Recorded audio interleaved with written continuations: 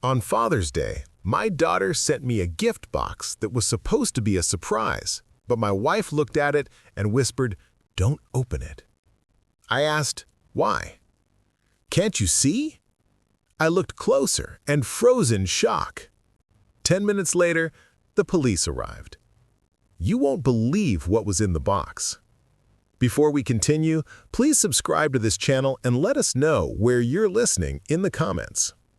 Dad, do you even understand that I need the money now, not after you die? The coffee cup shattered on the hard wooden floor. Brown liquid spilled onto the Persian rug. Victoria's face flushed and her manicured fingers still trembled from dropping the cup. I gripped the inheritance documents tighter. 30 years of careful planning reduced to weapons in my daughter's desperate hands. The papers crinkled under my white knuckles. "Victoria, I'm not an ATM. You'll get your inheritance when the time comes." Simon lounged deeper into our leather sofa, his smirk widening. "Come on, Artie. She's your only daughter. What's a few thousand to help us out?" A few thousand? The man had no shame. Last month of his gambling debts. Before that, Victoria's shopping sprees. The requests never stopped, only grew bolder. "Help you out?" I stood slowly, my 66-year-old joints protesting.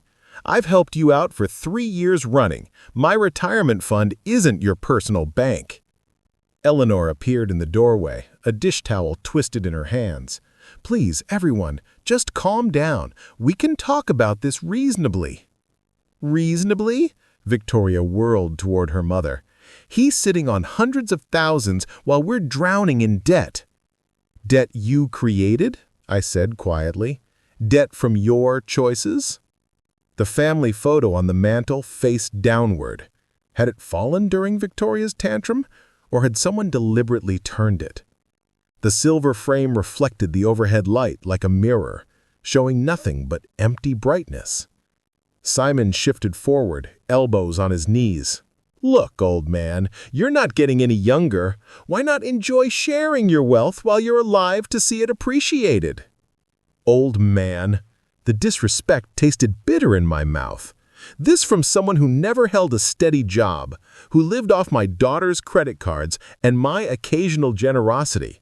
Because I worked 43 years for that money. Each word came out harder than the last.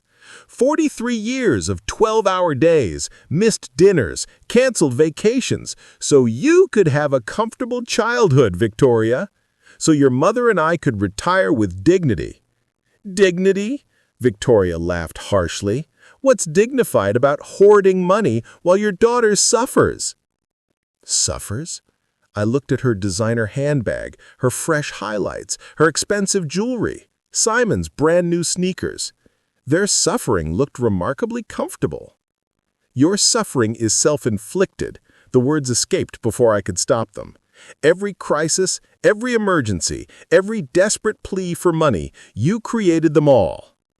The silence stretched tight as piano wire. Eleanor stepped fully into the room, her face pale. "Arthur?" she whispered. "Maybe we should—" "We should what?" Victoria's voice cracked like breaking glass. "We should keep enabling your selfishness? We should keep pretending you're a loving father instead of a greedy miser?" The accusations hit like physical blows. Greedy, selfish, unloving. 43 years of sacrifice, and this was my reward? Simon stood up, his expression shifting to something uglier. "You know what I think, Artie? I think you enjoy watching us struggle. Makes you feel powerful, doesn't it?" "Get out." The words came from somewhere deep in my chest. "Both of you, get out of my house." "Your house?" Victoria's eyes glittered dangerously. "This house that Mom helped to pay for? This house where I grew up? You can't just kick out your own daughter." "Watch me?" But she wasn't moving. Neither was Simon. They stood there like predators who'd caught the scent of weakness, waiting for me to back down, waiting for the usual apology, the usual compromise, the usual check written to buy temporary peace. Not this time. I walked to the front door and opened it wide. Cool evening air rushed in, carrying the scent of honeysuckle and the distant sound of neighbors' laughter. Normal families having normal conversations. How long had it been since we'd laughed together? "Victoria," I said without turning around, "take your husband and leave. Don't come back until you're ready to have a respectful conversation about your financial problems and your solutions that don't involve my wallet." "You'll regret this," she hissed, grabbing her purse. "When you're old and sick and need someone to take care of you, remember this moment. Remember how you chose money over family." Her heels clicked across the hardwood like gunshots. Simon followed, pausing at the threshold. "This isn't over, old man. Family doesn't abandon family." The door slammed hard enough to rattle the windows. The silence felt heavier than their shouting had. I stood frozen at the front door, my hand still gripping the brass handle. Through the decorative glass panels, I watched Victoria's BMW reverse aggressively out of our driveway, tires spinning on the asphalt. Eleanor's soft footsteps approached from behind. "Arthur?" I turned slowly. The living room looked like a battlefield. Coffee stains darkened the Persian rug we'd bought for our 20th anniversary. Inheritance documents lay scattered across the hardwood floor like fallen leaves. The silver frame winked mockingly. 43 years, I whispered more to myself than to her. What? 43 years I worked overtime shifts during her high school years so she could have new clothes, college textbooks, that car for her 16th birthday. My voice caught. The wedding we couldn't afford but paid for anyway? Eleanor picked up the scattered papers, her movements careful and deliberate. "She's struggling, Arthur. The gambling problem is her choice." The words came out sharper than I intended. Every casino visit, every online bet, every lie about where the money went, her choices. I walked to the mantel and righted the family photo. 5-year-old Victoria smiled back at me, gap-toothed and innocent, sitting on my shoulders at the county fair. When had that joyful child become this manipulative stranger, demanding my life savings? Remember when she wanted that dollhouse for Christmas? The one from the expensive toy store downtown? I worked double shifts for 2 months to afford it. Eleanor's silence was answer enough. We both remembered. Just like we remembered the ballet lessons, the summer camps, the brand-name shoes because her friends all had them. Every sacrifice made gladly for our daughter's happiness. And now she throws coffee mugs at me because I won't hand over my retirement fund? She didn't throw it at you, Arthur. She threw it at the floor.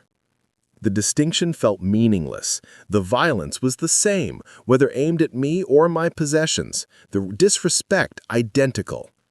I bent down and picked up one of the inheritance documents. The legal language blurred as I read it, but I knew every clause by heart. Years of careful planning, conservative investments, delayed gratification. Also, Victoria would be financially secure after we were gone. "Simon's influence," Eleanor said quietly. "He fills her head with these ideas about what we owe her." Simon didn't create her greed. He just gave it permission to show itself. The harsh truth hung between us. Our daughter had become someone we barely recognized, and we'd enabled it by always giving in, always writing the check, always smoothing over her latest crisis with our money. My phone buzzed, a text message from an unknown number, but I recognized the writing style immediately. "Dad, I hope you're happy. Kids need winter coats and school supplies, but apparently your precious money is more important than your grandchildren. Don't expect to see them anytime soon." Grandchildren, the ultimate weapon in Victoria's arsenal. Lily and Noah, 8 and 6, innocent casualties in their mother's war for my wallet. She knew exactly where to strike to cause maximum pain. I showed Eleanor the message. Her face crumpled. But she wouldn't really keep them away from us, would she? But we both knew she would. She'd done it before during smaller arguments. A week here, 2 weeks there. Whenever we didn't immediately comply with her financial demands, the children were used as bargaining chips in her endless quest for money. "Arthur, maybe we should reconsider." "No." The word came out like a gunshot. "No more. I won't be held hostage by threats about the grandchildren.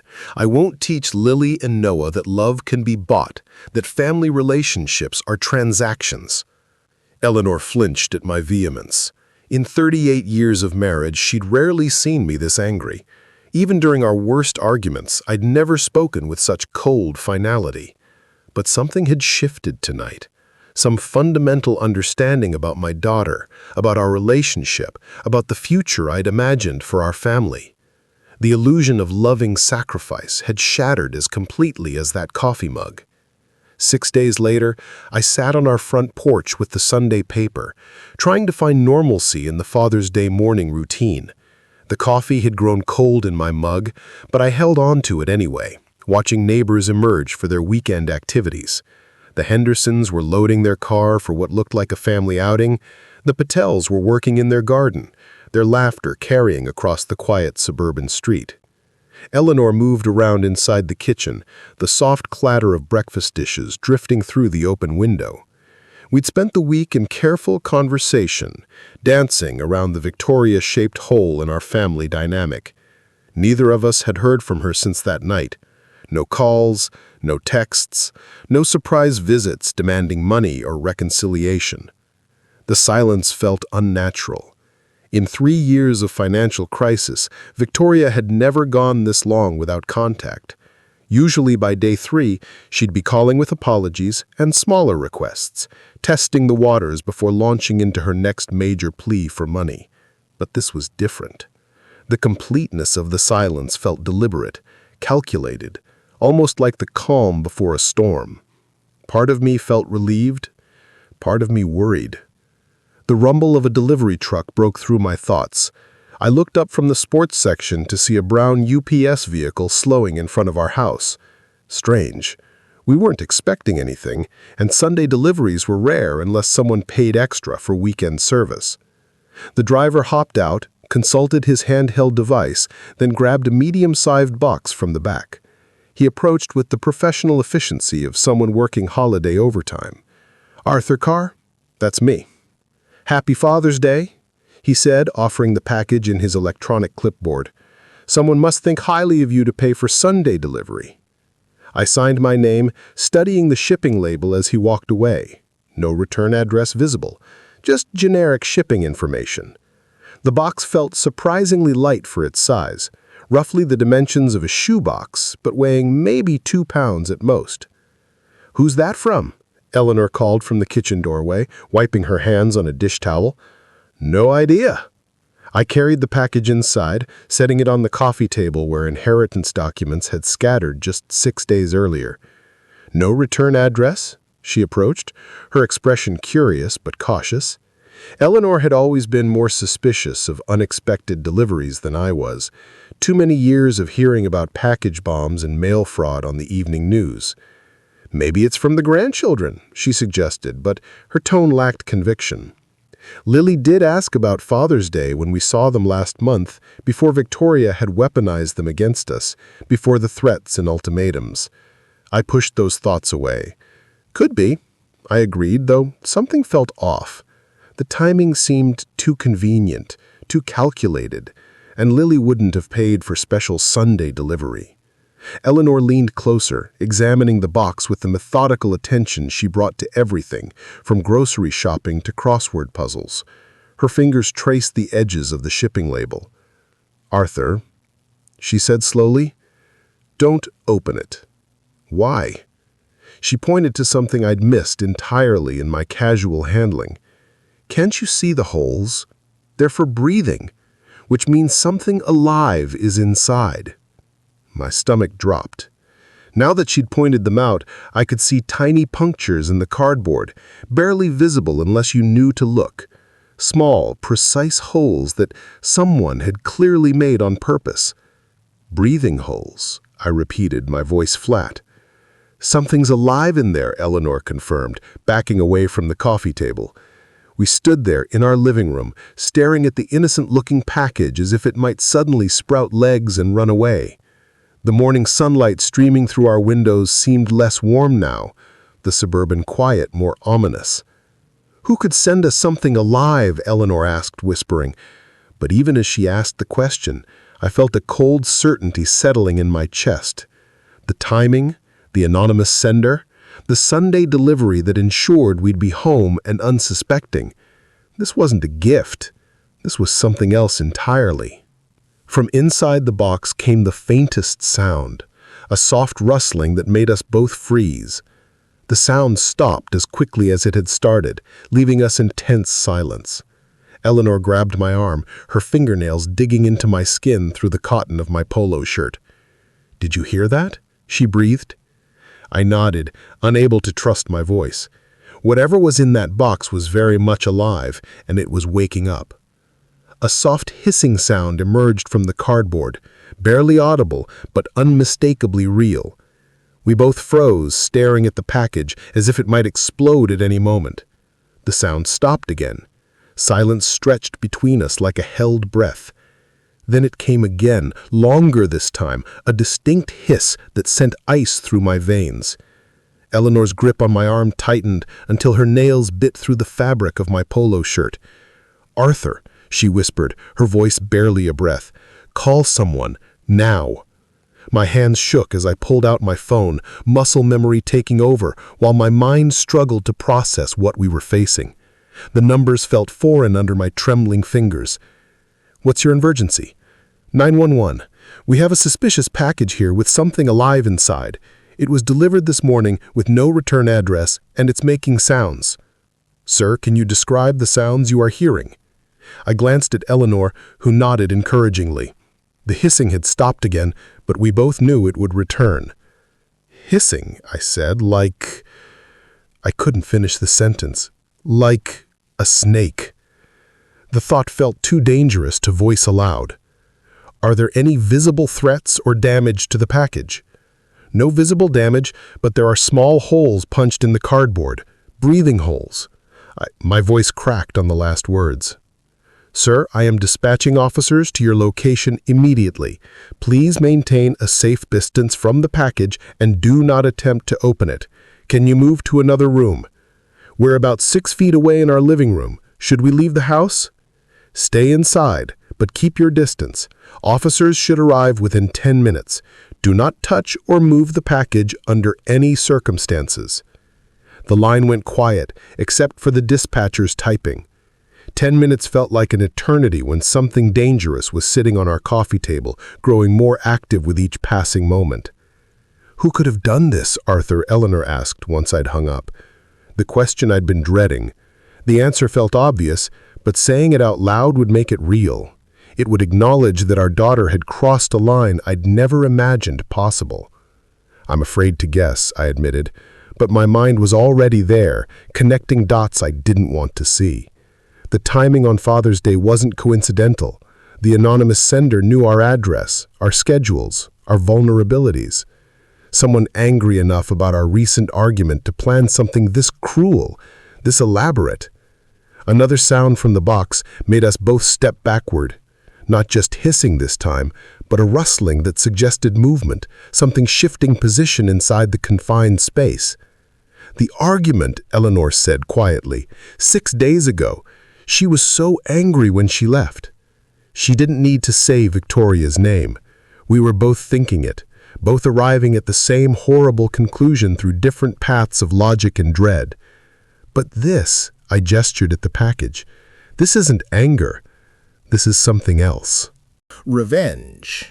The word hung unspoken between us, too ugly to voice but impossible to ignore. Our daughter, the child we'd raised and supported and loved despite her flaws, had sent us something designed to frighten or harm us.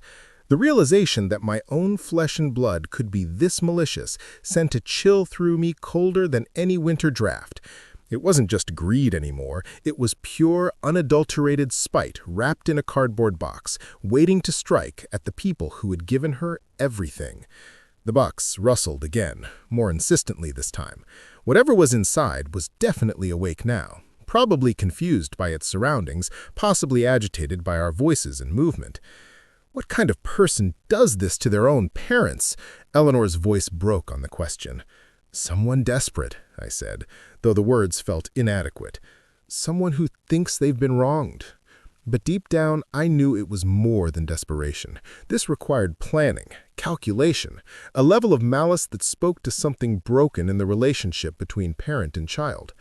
Victoria hadn't just lashed out in anger. She'd crafted a deliberate act of psychological warfare. The sound of car doors slamming outside made us both jump. Through the front window, I could see a police cruiser in our driveway. 2 officers were walking toward our door with the purposeful stride of people trained to handle dangerous situations. Relief flooded through me so quickly it made my knees weak. Professional help had arrived. Soon, whatever nightmare lurked in that innocent-looking package would be someone else's responsibility to handle safely. The doorbell rang, sharp and authoritative in the tense quiet of our home. I opened the door before Officer James Miller could knock a second time. His presence filled the doorframe, tall, solidly built, with the practiced alertness of someone who'd handled domestic emergencies. The nameplate on his uniform read, J. Miller. "Mr. Carr, I'm Officer Miller. We received your call about a suspicious package." "Yes, thank you for coming so quickly." I stepped aside to let him enter. "It's in the living room." He wiped his boots on our welcome mat before crossing the threshold. Eleanor appeared in the hallway, still wearing her apron, hands twisted nervously. "Officer, we're just so grateful you're here. We didn't know what else to do." "You did exactly the right thing, ma'am." His voice carried calm authority. "Can you show me the package?" We led him to the living room where the box sat on our coffee table, looking smaller now that professional help had arrived. Officer Miller approached carefully, pulling latex gloves from his utility belt. "When did this arrive?" "About 35 minutes ago. Sunday delivery. Someone paid extra for weekend service." He examined the shipping label without touching the box. "No return address visible? And you heard sounds coming from inside?" "Hissing? Like—" She couldn't finish. "Like a snake," Officer Miller completed matter-of-factly. "I've handled similar situations before. Usually non-venomous, but we take every precaution." He reached for his radio. "I'm calling Animal Control. They have proper equipment for safe removal. Dispatch, this is Unit 47, requesting animal control services at 1247 Maple Street. Suspected snake delivery in residential package."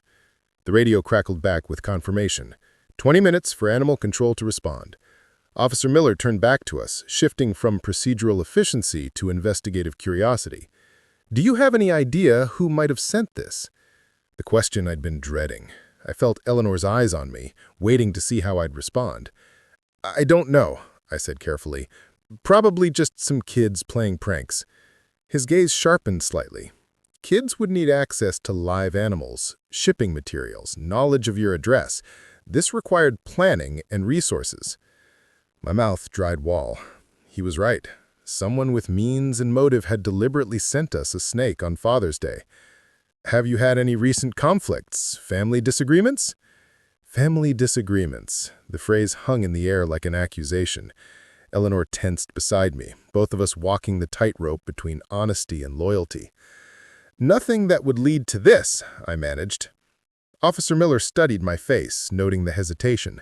But he didn't push. Instead, he pulled out a small notebook. "Any unusual charges on your credit cards recently? Pet stores, exotic animal suppliers?" The question hit me like a physical blow. Pet stores. The memory crashed over me with terrible clarity. That charge I'd noticed on last month's statement. Victoria used my credit card for emergencies. Exotic Scales Pet Shop, $127.50. I'd assumed it was something for the grandchildren. Not a snake. Never a snake. "Mr. Carr, are you all right?" I forced my expression back to neutral, though my heart hammered against my ribs. "I'm fine, just processing all this." But I wasn't fine. The pieces were falling into place with horrifying clarity. The timing, the knowledge of our routines, the access to my credit card, the deliberate cruelty of choosing Father's Day. My daughter had sent me a snake. "Will you be filing a formal report?" Officer Miller asked. "We can investigate the package origin, pursue charges if we identify the sender." I looked at Eleanor, saw the same conflict behind her eyes. Part of me wanted justice, but the larger part, the part that had spent 34 years protecting Victoria despite her flaws, couldn't turn her over to police. "No," I said quietly. "I don't want to make a mountain out of a molehill. If it's just a prank, filing charges seems excessive." Officer Miller made a note, though his expression suggested he'd heard this response before. Family loyalty trumping justice, even when family members crossed dangerous lines. Another vehicle pulled into our driveway. Through the front window, I could see a white van with Animal Control Services painted on the side. "That'll be Dave Thompson," Officer Miller said, "best wildlife specialist in the county. He'll have this resolved safely within an hour." But as I watched the animal control officer grab his equipment, I knew the real situation was just beginning.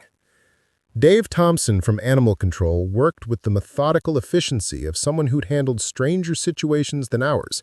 Within 20 minutes, he'd safely extracted a 3-foot corn snake from the shipping box, confirmed it was non-venomous, and loaded it into a secure carrier for transport to a local reptile rescue. "Beautiful specimen," he said, securing the carrier in his van. "Someone paid good money for this one. Corn snakes make excellent pets when properly cared for. Shame someone used it for whatever this was." Officer Miller shook hands with both of us before departing. "Call if you remember anything else about possible senders, Mr. Carr. Even pranks like this can escalate if left unchecked." I nodded, maintaining the facade of cooperation while my mind churned with darker possibilities. Both vehicles disappeared down our quiet suburban street, leaving Eleanor and I alone with the morning's aftermath. The living room felt different now, violated somehow, despite the professional cleanup. The coffee table bore faint water stains where Dave had disinfected the surface. The scattered inheritance documents had been restacked neatly, but their symbolic power had shifted. They were no longer tools of family planning, but evidence of the betrayal that had triggered this morning's events. My phone felt heavy in my hands as I scrolled to Victoria's contact information. Her smiling photo looked back at me, a picture from Lily's birthday party last year, before the financial demands had escalated, before the threats about grandchildren access, before this morning's snake delivery. "Are you really going to call her?" Eleanor asked quietly from the kitchen doorway. "I need to know for certain, and if she admits it..." The question hung between us like a challenge. What would I do if my suspicions were confirmed? What action could a father take Against a daughter who'd crossed such a fundamental line? I didn't have an answer yet, but I knew the conversation was necessary. The phone rang twice before she picked up. "Dad!" Victoria's voice carried artificial brightness, the tone she used when she wanted something or was hiding something. "How's your Father's Day going?" My grip tightened on the phone. How's my Father's Day going? If she was innocent, the question was natural. If she was guilty, it was cruel mockery. "Interesting morning, actually." I kept my voice neutral, conversational. "Victoria, you wouldn't happen to know anything about a strange Father's Day gift?" "No, Dad. What happened?" Her response came quickly, almost too quickly. But it was what happened next that confirmed my worst suspicions. In the background, unmistakably, I heard Simon's quiet laughter. Not the surprised chuckle of someone hearing unexpected news, but the satisfied snicker of someone who thought they'd gotten away with something clever. The sound hit me like a physical blow. All doubt vanished in that moment of careless amusement. My daughter had sent me a snake, and her husband found it entertaining. "Just some confusion with the delivery," I said, fighting to keep my voice steady. "Nothing important. I should let you go." "Are you sure everything's okay? You sound strange." Strange? I was discovering that my only daughter had tried to terrorize me with a live reptile, and she thought I sounded strange. "Everything is fine, Victoria. Enjoy your Sunday." I ended the call before she could respond, before my carefully maintained composure could crack completely. The phone trembled in my hands as the full weight of betrayal settled over me. Eleanor appeared at my side, reading my face with the intuition of 38 years of marriage. "You heard something?" Simon laughed. The words came out flat, emotionless. When she asked what happened, he laughed like it was the funniest joke he'd ever heard. Her hand found my arm, a steadying presence in the shifting landscape of our family dynamics. "What are you going to do?" I looked down at the phone, then toward my home office, where the computer held access to bank accounts, credit cards, and all the financial tools that had kept Victoria afloat for 3 years running. "I'm going to teach my daughter about consequences." 7 o'clock found me sitting in my home office, door closed, computer humming quietly in the evening stillness. I'd spent the afternoon in careful thought, walking through our neighborhood, reviewing 30 years of financial decisions that had brought us to this moment. The anger had settled into something colder, more purposeful. My desk held the accumulated evidence of a father's generosity, bank statements showing monthly transfers to cover Victoria's rent, credit card bills I'd paid without question, insurance premiums, car payments, emergency loans that were never repaid. 30 decades of enabling disguised as love. The leather portfolio beside my keyboard contained documents I'd reviewed dozens of times. Copies of checks written for her wedding, receipts from the car I'd sold to pay her gambling debts, bank transfers labeled emergency assistance that had become monthly obligations. Each piece of paper told the same story of a daughter who had learned to see her father as an endless source of money rather than guidance. The computer screen glowed as I navigated to our online banking portal. My fingers moved steadily across the keyboard, typing the familiar passwords I'd never shared with Victoria, though she'd managed to access plenty without them. First, the credit card account, the same one that showed the exotic scales charge from 3 weeks ago. Victoria appeared as an authorized user, a status I'd granted her during college for emergencies. 20-year-old emergencies that had multiplied into a permanent lifestyle. I clicked on Manage Users. The system prompted me with security questions. My mother's maiden name, the street where I grew up. Simple answers that unlocked access to tools I should have used years ago. Remove Authorized User, the screen asked in neutral blue text. My cursor hovered over Confirm for perhaps 10 seconds, not from hesitation, but from the profound shift I felt occurring within myself. 30 years I've funded your irresponsibility. Enough. I clicked.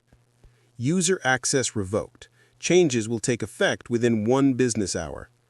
Next came the PIN changes.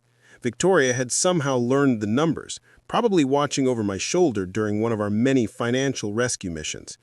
I selected new digits, the year Eleanor and I were married, numbers that meant something to our relationship, but nothing to her daughter's schemes.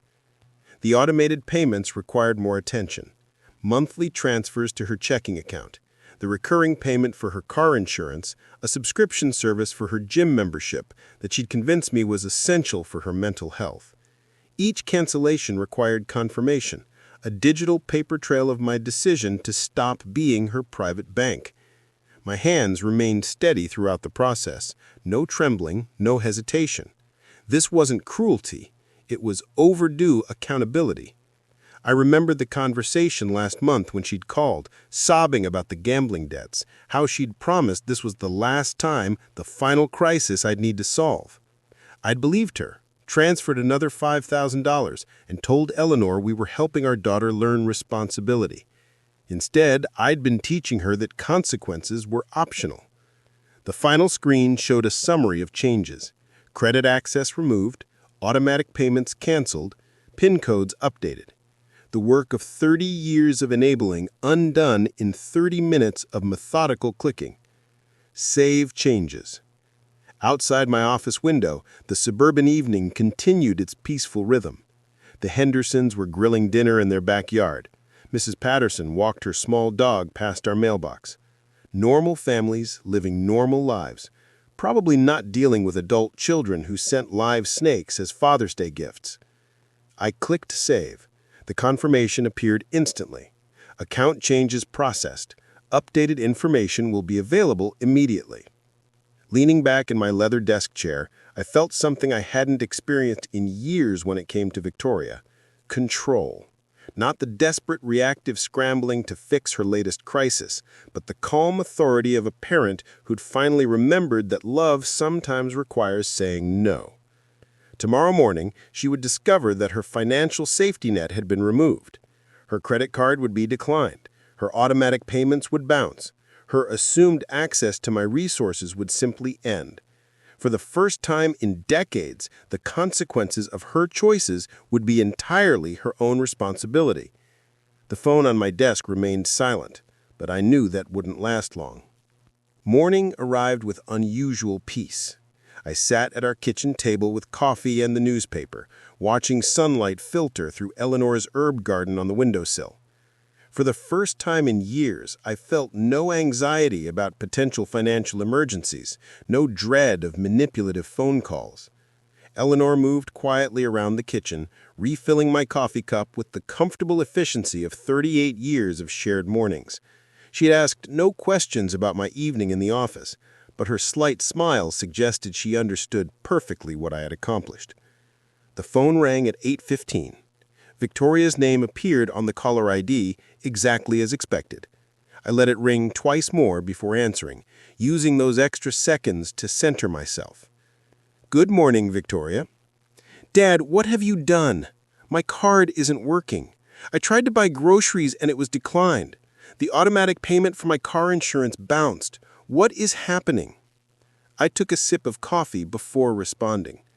"Victoria, I know you sent me that Father's Day gift." The silence stretched for several heartbeats. When she spoke again, her voice had shifted from panic to defensive fury. "You've lost your mind. How could you set me up like this?" Set her up? Not, "What are you talking about?" or "What Father's Day gift?" The woman who had sent me a snake was now accusing me of setting traps. Her reaction told me everything I needed to know. "I did nothing," I said calmly. "I simply stopped paying for your irresponsibility." "This is insane. You can't just cut me off without warning. I have bills, obligations, responsibilities." Responsibilities. I let the word hang between us. Like the responsibility to treat your parents with basic respect. Like the responsibility to handle your own finances instead of depending on mine. Eleanor had stopped her morning routine to watch my face, reading my expressions for signs of stress. But I felt remarkably calm, almost detached from Victoria's hysteria. "Dad, please, you don't understand. Simon and I are struggling right now. The apartment rent is due, and my car payment—" Your car payment that I've been making for 2 years? Your apartment rent that comes out of my account every month? Perhaps it's time you understood what actual financial responsibility looks like. Fine, you want to play games? Her voice rose to a pitch that would have concerned me yesterday. Don't expect to see your grandchildren anytime soon. Lily and Noah won't even remember you by the time— Victoria. I cut her off with quiet firmness. Those threats stopped working yesterday morning. The phone went silent except for her rapid breathing. I could almost hear her recalibrating, searching for the manipulation tactic that had always worked before.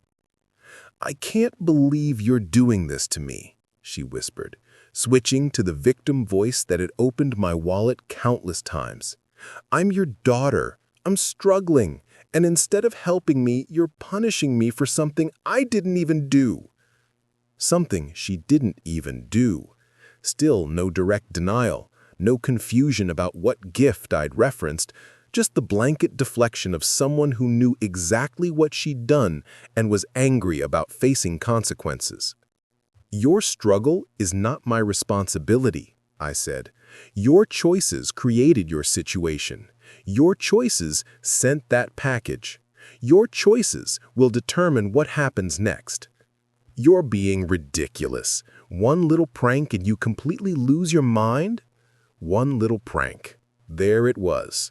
Not quite a confession, but close enough to confirm what her panicked overreaction had already revealed. She'd sent me a live snake as a little prank and now expected me to continue funding her lifestyle.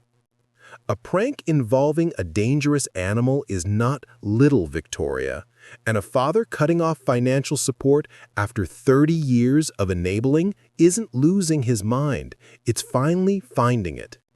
Her voice turned arctic. This isn't over, old man. You think you can control me by controlling money? We'll see about that. The line went dead. I set the phone down gently and looked at Eleanor, who had watched the entire conversation with growing admiration. The morning sunlight still streamed through her herbs. The coffee still tasted perfect. "She's coming here," Eleanor said quietly. I nodded. "Probably with Simon. They'll want to continue this conversation in person." "Are you ready for that?" I thought about the question seriously. Was I ready for my daughter to arrive at our home with her unemployed husband, demanding access to money she'd never earned, threatening grandchildren she'd already weaponized? "Yes," I said. "I think I am." The sound of a car engine roaring into our driveway shattered the morning calm. Tires squealed against asphalt as the vehicle stopped abruptly, followed by the sharp slam of two car doors. Eleanor and I exchanged a glance. We both knew who arrived. Heavy footsteps marched across our front walkway with determined rhythm. The doorbell rang once, sharp and demanding, then immediately again when no one answered fast enough. I stood slowly, feeling remarkably calm despite the approaching storm. "Stay here," I told Eleanor quietly. "No," her voice carried unexpected strength. "We're in this together." The doorbell gave way to aggressive knocking. I walked to the front entrance and opened it to find Victoria and Simon standing on our porch like a two-person army ready for battle. Victoria's face was flushed red with anger, her hair disheveled as if she dressed hastily and driven here in fury. Simon loomed behind her, his expression dark with malice I'd never seen directed at me before. "Dad," Victoria's voice vibrated with barely controlled rage. "We need to talk." "We already talked this morning. I thought I was quite clear." "Clear?" She laughed harshly. "You were insane. You can't just cut me off because of some ridiculous misunderstanding about a Father's Day package." Even now, standing on my doorstep demanding money, she couldn't bring herself to admit what she'd done. "There's no misunderstanding, Victoria. You sent me a snake. I responded appropriately." Simon stepped forward, his bulk filling more of the doorway. "Look, old man, maybe you didn't think this through properly. Victoria has expenses, responsibilities. Kids need things." "Kids whose mother threatens to keep them away from their grandparents when she doesn't get money," I replied evenly. Victoria's face contorted with desperate fury. "Fine, you want to play hardball? You'll never see your grandchildren anytime soon. Lily and Noah won't even remember you by the time—" The words that had once been my greatest fear now felt powerless against the clarity I'd gained. I looked at my daughter and saw not the child I'd raised, but the manipulative stranger she'd become. "Victoria," I said quietly, "that's not a threat. That's a blessing." The shock on her face was complete. This was not the response she'd expected, not the devastating blow that had always brought me to my knees before. Peter's mouth fell open. "You... what?" Victoria stammered. "If you're the kind of person who uses children as weapons against their grandparents, then perhaps it's better that they're not exposed to that kind of manipulation while they're young."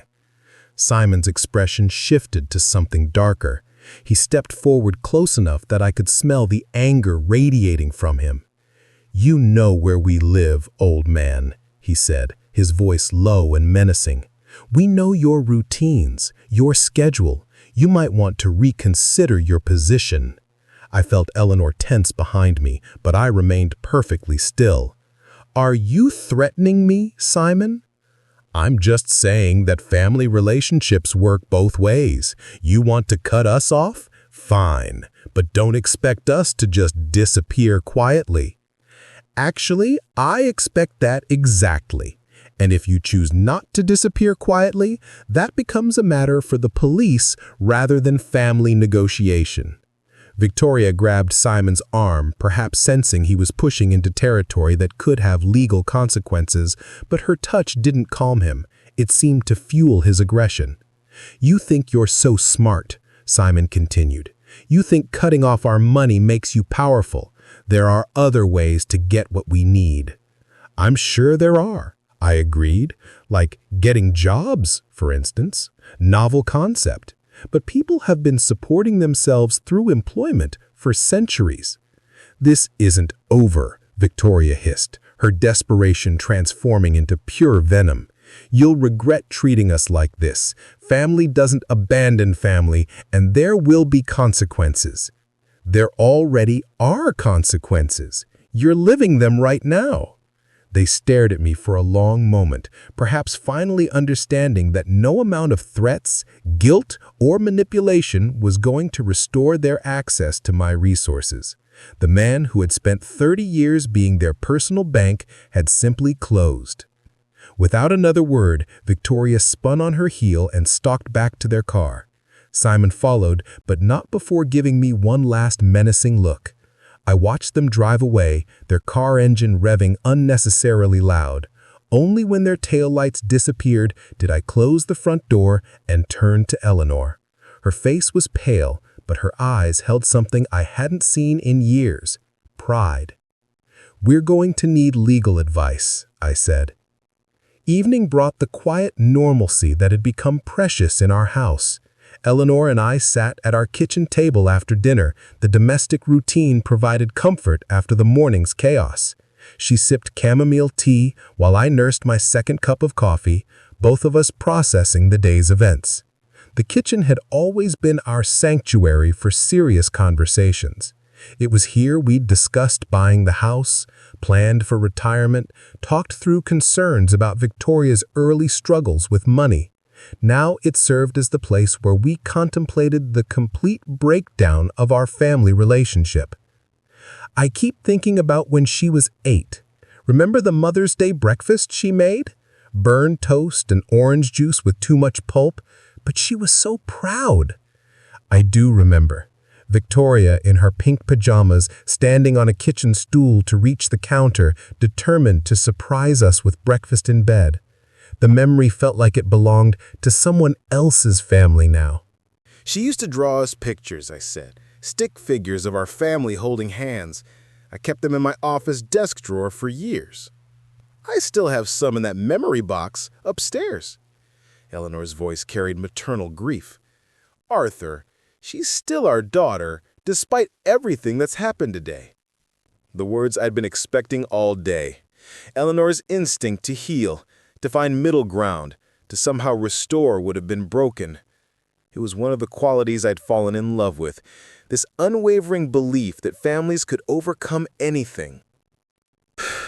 "Ellie," I said gently, "she crossed a line. I have one more step to take." Her teacup paused halfway to her lips. "What kind of step?" I looked at my wife's face, seeing the concern there, the hope that whatever I was planning might somehow bring her daughter back instead of pushing her further away. How could I explain that bringing her back was no longer the goal? "Something permanent," I said. "Something that ensures this morning's scene never happens again." "You're talking about changing the will." It wasn't a question. Eleanor knew me well enough to follow my thought process, to understand that legal protection was the only solution left. Among other things, yes. She was quiet for a long moment, wrestling with the implications. Changing our estate planning would be more than a financial decision. It would be a formal acknowledgement that our daughter was no longer trustworthy. "The grandchildren," she said finally, "Lily and Noah, they'll be better off not learning that love can be purchased with money." I reached across the table and took her hand. "Eleanor, what she did today wasn't desperation. It was calculated cruelty. The snake, the threats, the manipulation. That's who she's chosen to become. But if we cut her out completely, we protect ourselves from future abuse. We protect our marriage from constantly managing her crises. We protect our retirement from being slowly drained away by someone who sees us as a resource rather than parents. Eleanor squeezed my hand, her thumb tracing across my knuckles in the gesture that had comforted me through decades of smaller challenges. This wasn't a smaller challenge, though. This was the end of something fundamental. "Will it stop her?" she asked. "If you change everything legally, will she finally leave us alone?" "It will remove her incentive for contact. No access to money, no inheritance to protect, no leverage to maintain. She'll have to find other people to manipulate." The pragmatism of it felt cold but necessary. Victoria would move on to easier targets, people who hadn't yet learned to recognize her patterns. "I hate that it's come to this," Eleanor whispered. "So do I. But I won't spend our remaining years being held hostage by threats and manipulation. I won't let her destroy what we've built together." Outside our kitchen window, the suburban evening continued its peaceful rhythm. The Hendersons were walking their dog. Mrs. Patterson was watering her garden. Normal people living normal lives.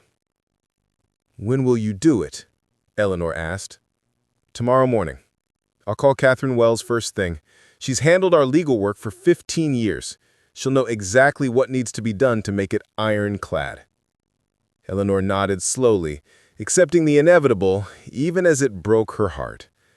"And if Victoria finds out?" "She will, eventually. But by then, the legal protections will be in place. Her anger won't be able to touch us anymore." I stood up from the table, carrying our empty cups to the sink. Behind me, I heard Eleanor's quiet sigh. Not disagreement, but grief for the daughter we'd lost. Tomorrow, I would take that final step. Tonight, I would hold my wife and let her mourn the family we thought we were. Catherine Wells's law office occupied the third floor of a granite building downtown, its walls lined with legal volumes that spoke of 15 years protecting families like ours. I sat across from her mahogany desk with a manila folder of documents, feeling calmer than I had in weeks. "Arthur," she said, removing her reading glasses, "when you called this morning, you mentioned needing comprehensive legal protection. Tell me what's been happening." Catherine had handled our wills, property transfers, and Eleanor's mother's estate. She knew us as the stable couple who planned ahead and paid bills promptly. What I was about to describe would sound like a different family entirely. I explained the inheritance argument, the snake delivery, the blocked credit cards, yesterday's threatening confrontation. Simon said, "We know where you live, know your routines." It felt like a direct threat. She set down her pen and leaned back. "Arthur, this goes beyond a family disagreement. You're describing harassment and intimidation. We need to address this on multiple fronts." "That's what I was hoping you'd say." Catherine pulled out a fresh legal pad. "Let's start with your will. You mentioned wanting to restructure your inheritance. I want my money to go to my grandchildren's education, not to my daughter's casino." "That's a wise decision, Arthur." Her voice carried professional warmth. "We can create an educational trust fund that provides for Lily and Noah's schooling, college expenses, and legitimate educational needs while preventing any access by their parents." She outlined the framework. An independent trustee would manage the funds, releasing money only for documented educational expenses. Victoria and Simon would have no access, no control, no ability to manipulate the children's inheritance. "What about Eleanor?" I asked. "Fully protected, of course. The house, your retirement accounts, her security, nothing changes there. This only affects what would have gone to Victoria." Next came the restraining order documentation. Catherine opened a new file and began systematically recording yesterday's confrontation, the threatening language, the escalating pattern that had culminated in actual intimidation. "The snake incident is particularly concerning," she said, writing quickly. "Using live animals to frighten elderly parents shows planning and malice that courts take seriously." "How long does this process take?" "The will modifications can be finalized within the week. The restraining order can be filed today. Once it's granted, any contact with you or Eleanor becomes a legal matter rather than a family dispute. I felt something release in my chest, a tension that I'd been carrying for months. The weight of being perpetually available for Victoria's crises, of walking on eggshells to avoid triggering her threats, of enabling destructive behavior, all of it was ending. It felt like taking off a heavy, waterlogged winter coat after dragging it through a blizzard for years. Suddenly, I could stand straight again. "There's one more thing," Catherine said. "Based on what you've described, I recommend documenting everything for potential future legal action. Keep records of any attempts to contact you, any violations, any attempts to involve the grandchildren." "You think it will get worse before it gets better?" People who use manipulation and threats don't usually accept boundaries gracefully. When Victoria discovers she's been cut out of your will and served with a restraining order, her reaction may be significant. But that no longer frightened me. With legal protections in place, her anger would be directed at a system designed to handle such behavior, not at two elderly parents trying to enjoy their retirement. Catherine's assistant brought in the prepared documents.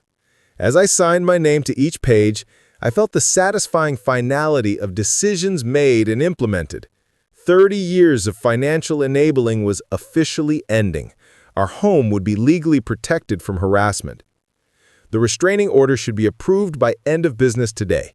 Court officers will serve both Victoria and Simon by tomorrow morning. After that, any contact with you or Eleanor becomes a criminal matter. I stood to leave, shaking hands with the woman who had just helped me reclaim control of my own life. Outside her office windows, the city continued its normal rhythm. "Arthur," Catherine called as I reached her door, "you've made the right choices.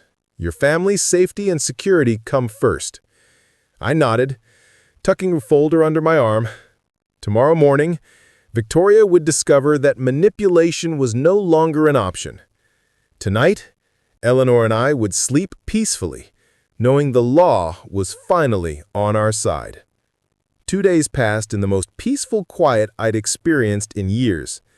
Eleanor and I fell back into the comfortable routines that had been constantly interrupted by Victoria's crises. Morning coffee without dreading phone calls, afternoon walks without checking for missed messages, evening dinners without discussing the latest financial emergency. On Thursday afternoon, Catherine called to confirm what I'd been anticipating.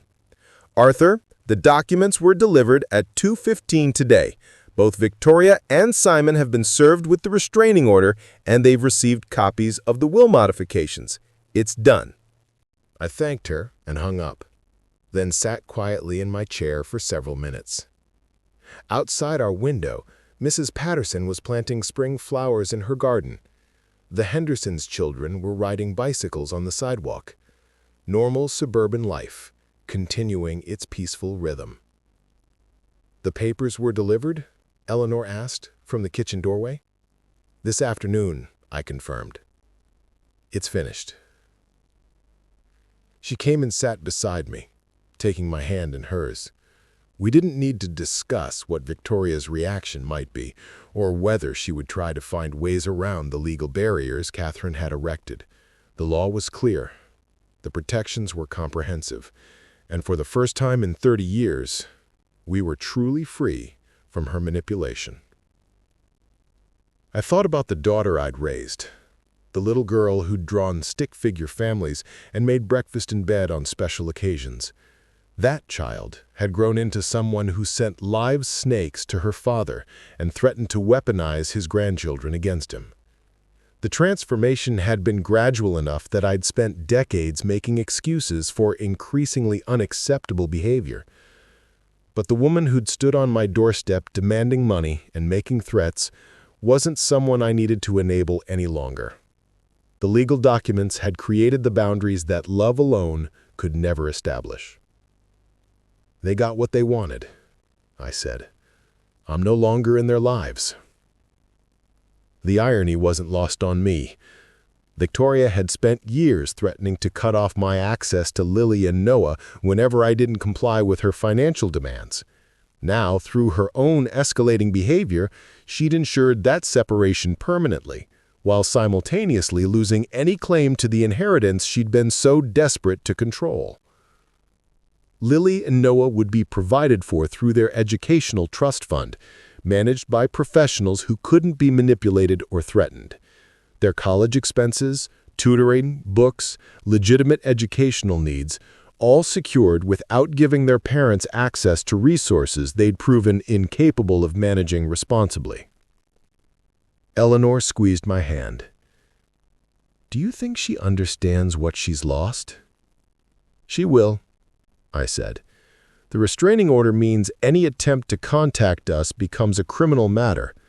The will changes mean there's no inheritance to fight for, no financial incentive to maintain even hostile contact. She'll have to find other people to manipulate. And if she violates the restraining order, then it becomes the police department's problem, not ours."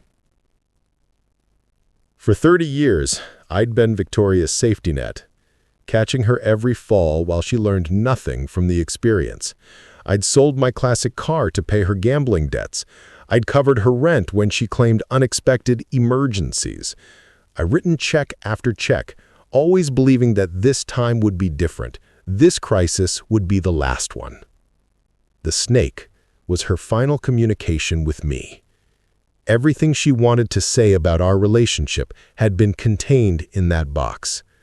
Dangerous, venomous, designed to frighten and intimidate. But instead of driving me back into compliance, it had driven me to Catherine's office and the legal protections I should have sought years earlier. As the sun set through our kitchen window, Eleanor and I prepared dinner together with the easy cooperation of a couple who no longer carried the weight of constant family drama. No phone calls interrupted our conversation. No emergency texts demanded immediate financial rescue. No threats hung over our heads about access to grandchildren. The quiet felt profound, like the silence after a long, exhausting storm has finally passed. Tomorrow, we would wake up in a house legally protected from harassment. Our retirement savings would remain intact, earning interest for our own security, rather than being slowly drained by someone else's poor choices. Our marriage would continue without the constant stress of managing an adult child's manufactured crises. I had reclaimed my role as a father who loved his daughter enough to refuse to enable her destruction of herself and others. Legal boundaries had replaced emotional manipulation. Professional consequences had replaced family guilt. The law had given me back my life. Tonight, for the first time in decades, I would sleep without wondering what tomorrow's crisis would cost me. If you like this story, please like this video, subscribe to this channel, and share your impressions of this story in the comments. To listen to the next story, click on the box on the left. Thank you for watching.